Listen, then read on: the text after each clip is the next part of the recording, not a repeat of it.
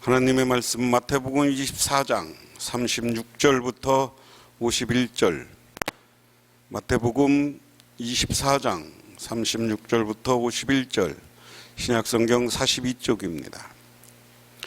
그러나 그날과 그때는 아무도 모르나니 하늘의 천사들도 아들도 모르고 오직 아버지만 아시느니라. 노아의 때와 같이 인자의 임함도 그러하리라.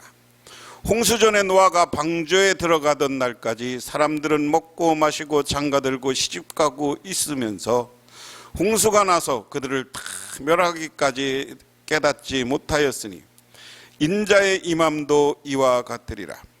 그때 두 사람이 밭에 있음에 한 사람은 데려가고 한 사람은 버려둠을 당할 것이요, 두 여자가 맷돌질하고 있음에 한 사람은 데려가고 한 사람은 버려둠을 당할 것이나 그러므로 깨어있으라.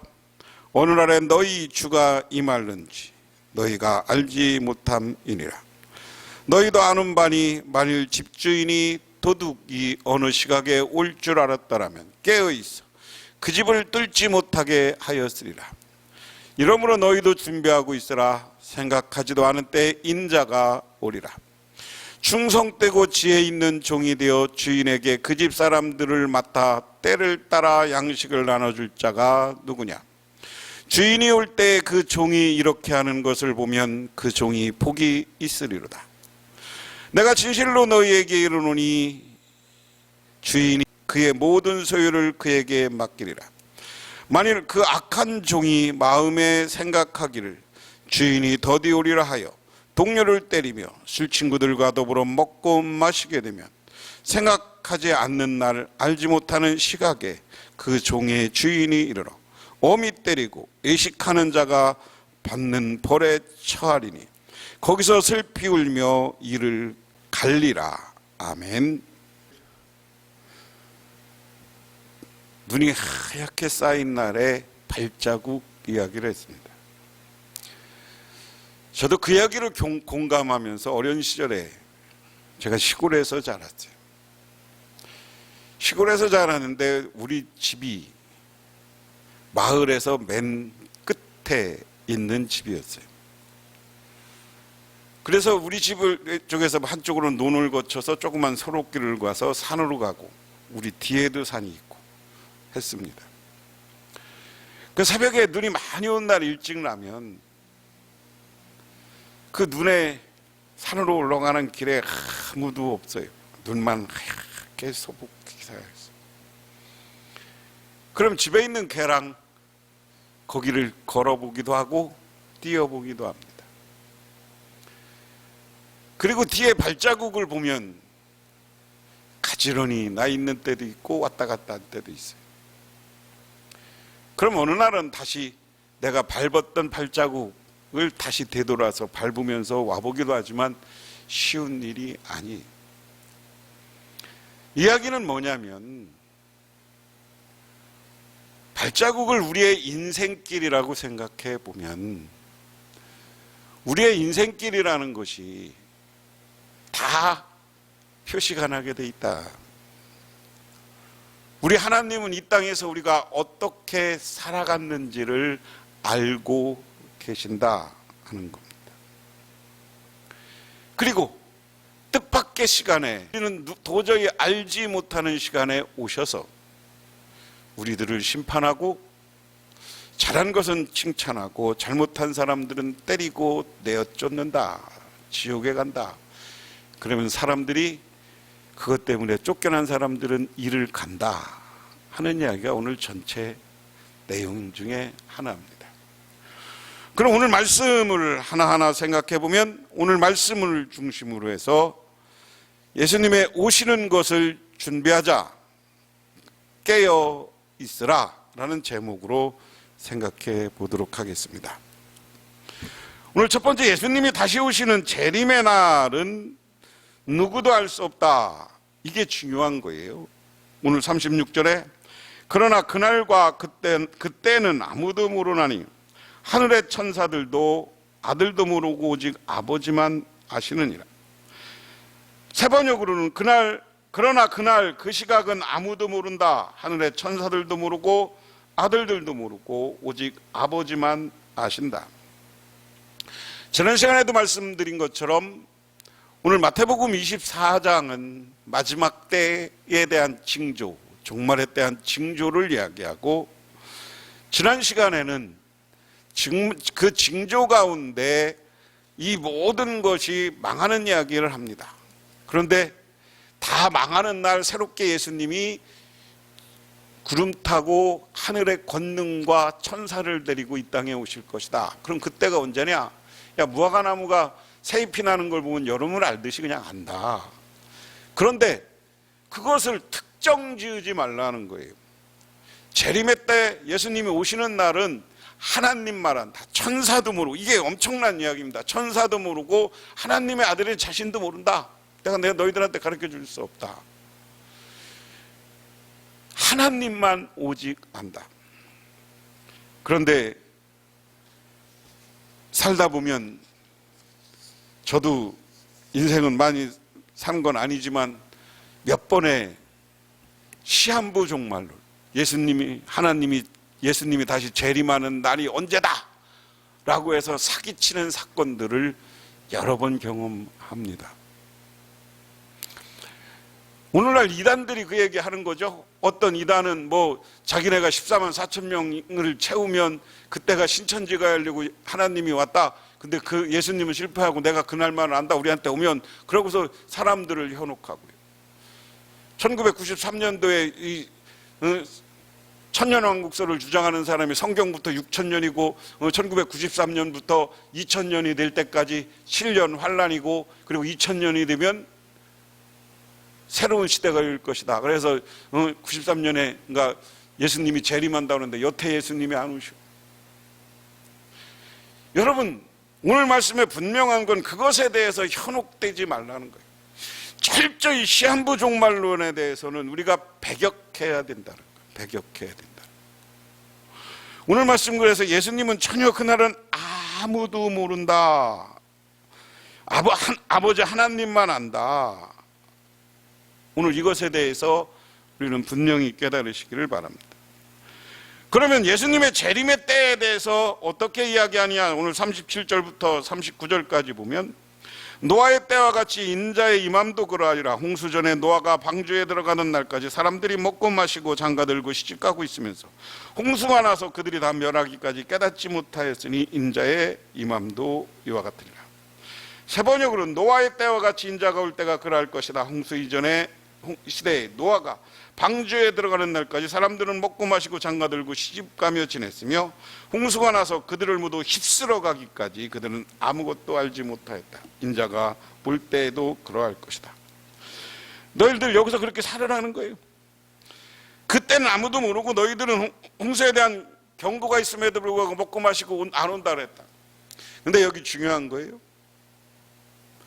노아가 홍수의 심판이 있다고 사람들에게 알렸습니까? 안 알렸습니까? 알렸어요. 그 말을 그러면서 노아가 방주를 지면서 사람들에게 왜 방주를 짓느냐? 홍수의 심판이 있을 것인데 나는 그때를 예비한다고 했어요. 근데 그 말에 귀를 기울인 사람이 있어요? 없어요? 없어요. 가서 세상의 향락과 세상의 쾌락에 빠져서 사는 거예요. 먹고 마시고 장가 보내고 시집가고. 오늘날 예수님도 오늘 말씀을 통해서 내가 다시 온다고 지난주에 말씀을 통해서 재림을 분명히 얘기해요. 근데 그건 누구도 몰라요. 그러면 우리는 어떻게 살아야 되느냐? 그것을 준비하면서 살아요. 어떻게 준비하냐? 조금 이따 말씀드릴 준비하면서 살아야 돼. 그래서 우리가 향락과 쾌락과 교만에 빠지지 말아야 되는 거예요. 욕심에 빠지지 말아야 되는 거예요. 그런데 분별력 없이 그렇게 사는 거야. 여러분, 사람들이 한 번의 향락을 위해서 얼마나 못된 짓을 합니까? 좀 나는 건전하게 우리 사회가 서점이 많아지는 사회가 됐으면 좋겠고요. 요즘 서점은 아니지만, 서점 시대가 아니지만 다 온라인으로 하지만 도서관이 많고 공부하는 데가 많아지고 그런 사회가 됐으면 좋겠어요.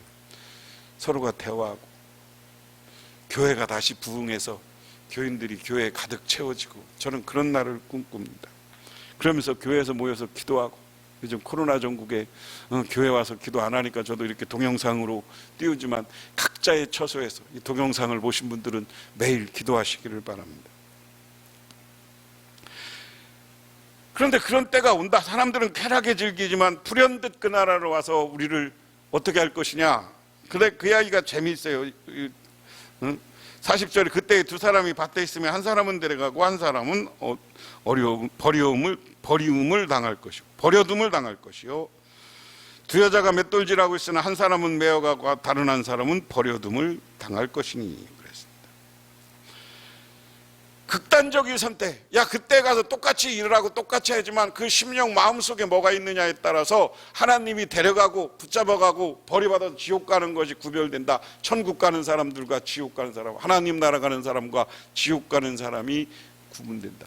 그러므로 우리가 똑같이 일하고 그래 세상을 살아도 우리 마음속에는 쾌락과 즐기는 것에 빠지지 말고 늘 하나님을 바라보고 마음속에는 주 성령이 가득 있는 삶을 하루하루를 살아가야 된다는 이야기. 근데 쉽지 않아요. 저도 살아보면 쾌락이 좋아. 쾌락에 빠질 때가 있어. 그러지 않으려고 목회자로서 노력하지만 그러면서 이렇게 이야기합니다. 42절에 그러므로 깨어 있으라.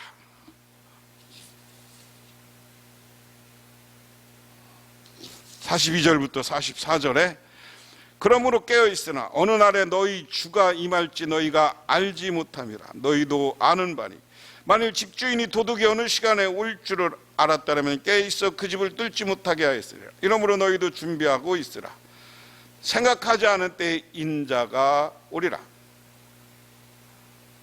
42절에 그러므로 깨어있어라 세 번역으로 보면 너희는 너희 주님께서 어느 날에 오실지 알지 못하기 때문이다. 이것을 명심하여라. 집주인이 도둑이 밤 몇 시에 올지를 알고 있으면 그는 깨어있어 도둑이 집을 뚫고 들어오지 못하도록 내버려두지 않을 것이다. 그러므로 너희도 준비하고 있어라. 너희가 생각하지 않은 시각에 올 것이기 때문이다. 오늘 여기 제일 중요한 것은 깨어 있으라는 겁니다. 앞부분에서 우리가 여러 번 얘기했지만 깨어 있다라는 말은 헬라어로 고레오라는 겁니다. 보초같이 잠들지 않고 지켜보고 있는 상태. 이렇게 해야 되는 날은 어느 날 주님이 임하실지 모르기 때문이다.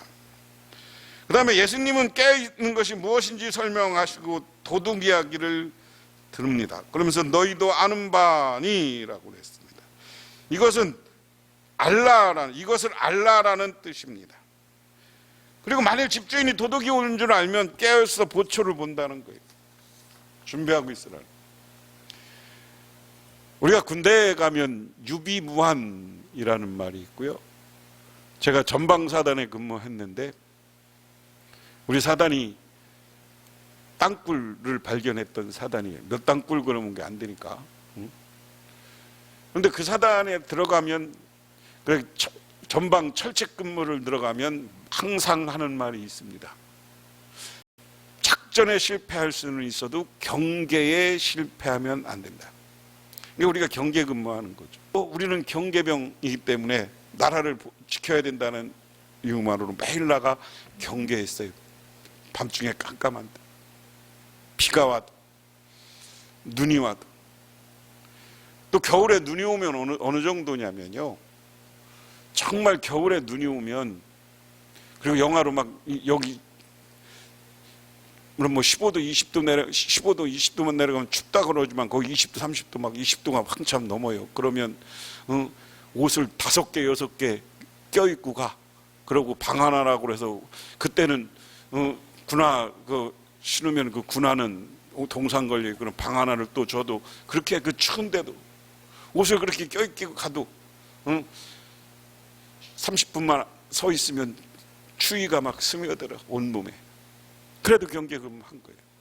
그게 오늘 깨어있는 표상이야. 오늘 여러분, 그러므로 우리가 깨어있다는 건 뭐예요? 신앙으로 깨어있으라는 거예요. 기도로 깨어있으라는 거예요. 우리가 성령 충만해서 깨어있는 사람이 되시기를 주님의 이름으로 축원합니다. 그러면서 그 다음에는 뭐라고 얘기했느냐? 충성된 종과 악한 종을 얘기했어요. 그 종은, 이건 이야기로 풀면 그런 어떤 주인이 종이 믿을만해. 내가 어디 갔다 올 테니까 네가 살림살이를 다 맡고 있어라. 내가 언제 오마? 그런데 갔다가 맨 처음에는 열심히 하다가 안 오니까 자기가 좀 권력과 힘을 가졌다고 자기 동료를 패. 그리고 주인의 돈을 가지고 와서 술에 취해서 술 먹는 사람하고 같이 노는데 바빠. 이렇게 살다가 주인이 왔는데, 이게 주인의 재산을 제대로 관리한 게 아니라 우리 식으로 하면 개판이거든요. 이 관리를 못했거든요. 그러니까 주인이 그 사람을 두들겨 패서 내어 쫓았다. 내어 쫓아서 쫓겨나고 보니까 거기서 슬피 이를 갈며 울었다. 성경에 슬피 이를 갈며 우는 이야기가 많이 나와요. 여러 가지 비유해서 이 슬피 이를 갈며 운다. 정말 내가 지옥에 떨어지면 이를 갈면서 울을 수밖에 없는 것이다. 오늘 우리는 어떤 자리에 서야 되겠습니까? 악한 종이 아니라 충성된 종이 되고, 깨어 있어서 우리들을 파괴하고, 우리 교회 공동체를 파괴하고, 우리 예수를 믿음을 파괴하는 모든 것을 초월할 수 있는 사람이 되시기를 바랍니다. 그리고 기도로 무장하시기 바랍니다. 성령으로 무장하시기 바랍니다. 그래서 성령 충만해서 정말 하나님의 이 교회를 잘 섬기고, 여러분의 가정을 잘 섬기고, 우리 주변의 여러 가지 어려운 이웃들을 잘 보살펴서 쫓겨나는 사람이 아니라 택함 받는 사람, 한 사람은 버려지고 한 사람은 들림받는다 그랬어요. 들림받는 우리 모두가 되기를 주님의 이름으로 축원합니다. 기도하겠습니다. 하나님 고맙습니다. 우리가 지금 깨어 있습니까? 역시 하나님 믿고 예수를 믿는다고 하면서도 세상의 쾌락과 세상 것에 빠져 있지는 않습니까?